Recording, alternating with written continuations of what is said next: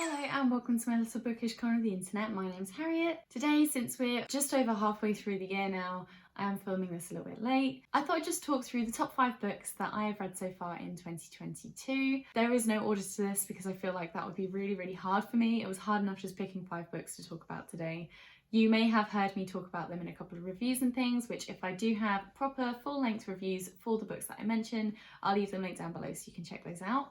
But let's just get into it. So the first book that I want to mention, I actually did a video for that I am super proud of, and that is The Fens by Frances Pryor. This book inspired me to visit many different places, and one of those places was Ely Cathedral, which is just this absolutely magical and beautiful place. So me and my boyfriend went and visited there because of this book and the way that it described it. But basically The Fens is a non-fiction novel talking about the Fenlands and how it's changed over the years and the different cities that have been affected and altered by the draining of the Fens. And I've lived in the Fens my whole life, so it was a really important video for me to do. So I actually filmed some things when I was in Ely and I pieced that together as part of my review, and I'm just really happy with the way that it turned out. It's one of my favourite videos that I've ever done, so if you are interested and you haven't watched it before, please do check it out. I'll leave it linked down below. But it is a non-fiction, which is something I've been really focusing on, and like I say, it's just all about the Fens. So if that is something that interests you, then you will probably really enjoy this. I do feel like my experience with it was made even stronger just by the fact that I have this emotional connection to the Fens since I have lived here my whole life. So just such a beautiful read, and really got me into non-fiction and kind of set that ball rolling and inspired me to want to read more non-fiction in 2022 as well. The next book I want to talk about, I've mentioned so much recently because I just can't stop thinking about it, and with the new movie coming out and everything, I've actually not seen the new films, so I do need to go and watch that. I haven't watched the second newest one either, I guess that's the 5th one. But anyway, I'm talking about Jurassic Park by Michael Crichton. Again, I do have a full-length review, so I'll leave that down below for you. But this is just such a fantastical science fiction novel that I'm assuming you all know the story of, but if you don't, basically there's this island where scientists have recreated dinosaurs from fossils and blood samples that they've found stuck in amber from mosquitoes and bugs that lived back in the Jurassic period. And yeah, it's just all about dinosaurs and what would happen if they came back and were living in our world, and what would happen if there were mistakes and things going wrong. But it's all based in this kind of theme park called Jurassic Park. And it was just such a fun and interesting read. I read it when I went to America, which was perfect because we actually went on the Jurassic Park rides. We went on the water ride and Velocicoaster, which is the best roller coaster I've ever been on in my life.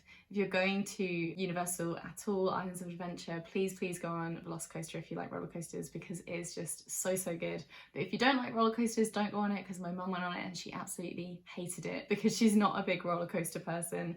So just bear that in mind, it's quite an intense ride, but so good. Anyway, the book was just perfect for that time in my life. I really enjoyed it, and I can't wait to read the second one when I get my hands on it. I don't actually have a copy of it yet, but I'm hoping to maybe pick up the Folio Society ones because they're absolutely gorgeous, but it's a lot of money to drop at once, so I'm just going to hold off until I have a reason to treat myself. The next book I'm going to talk about, I've mentioned very briefly, and I can't unfortunately talk about it too much because it is the last book in a trilogy, but that is Where Heroes Were Born by Tom Dumbrell. I have spoken about the Pillars of Peace trilogy quite a lot on my channel before. Tom is a slightly smaller author and more independent than other authors that I speak about on my channel, so it's really important for me to highlight his work, especially since it is one of the best series I've ever read.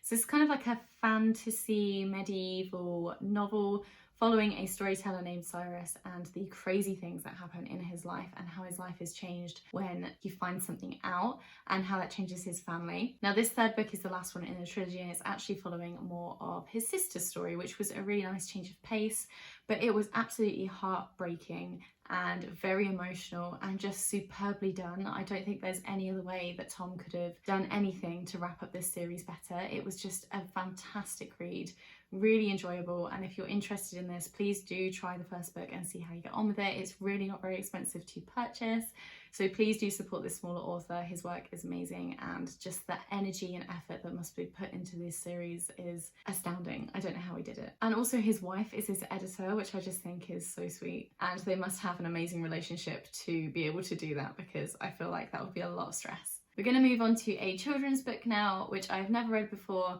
but I did read it for the first time this year and I already want to read it again. I really love the edition that I managed to get after reading it on the Kindle as well, so super excited to pick that up again soon, and that is The Wind and Willows by Kenneth Grahame.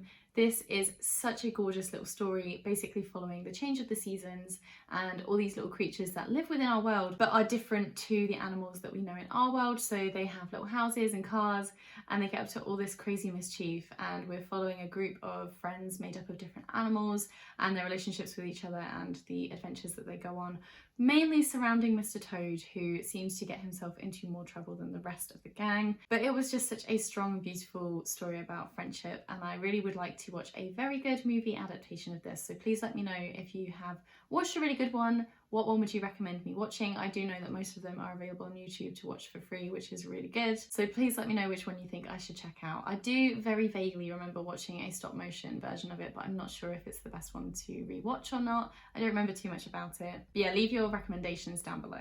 And then the final book that I want to mention really blew me away and surprised me when I read it, so that is why it has made the top 5, as well as being a superb book that I really loved reading.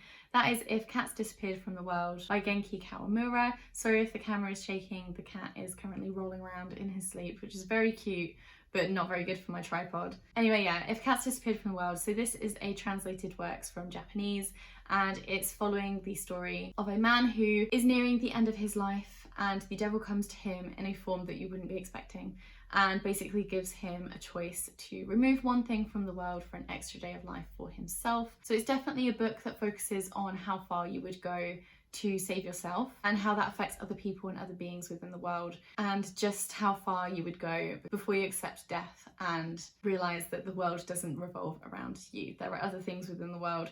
Just such a powerful and extremely emotional, heavy-hitting book to read, but something that I really needed at the time. I do struggle quite a bit with death. I am still dealing with it definitely every single day of my life, but this book really threw it at me and didn't give me a chance to hide away from it all. And I do think that it made me see the world a little bit different and made me think about life in a different way, and my life has been more fulfilled since reading this book. I know that sounds quite intense, but genuinely just such a wonderful, wonderful book to read, and I really do recommend it. But please know that it deals with death quite heavily, so if that's something that freaks you out, maybe get it from the library and dip your toes into it and see if you like it. You can always give it back that way. Or if you are like absolutely terrified, then please don't pick this up because it will probably be a bit too intense.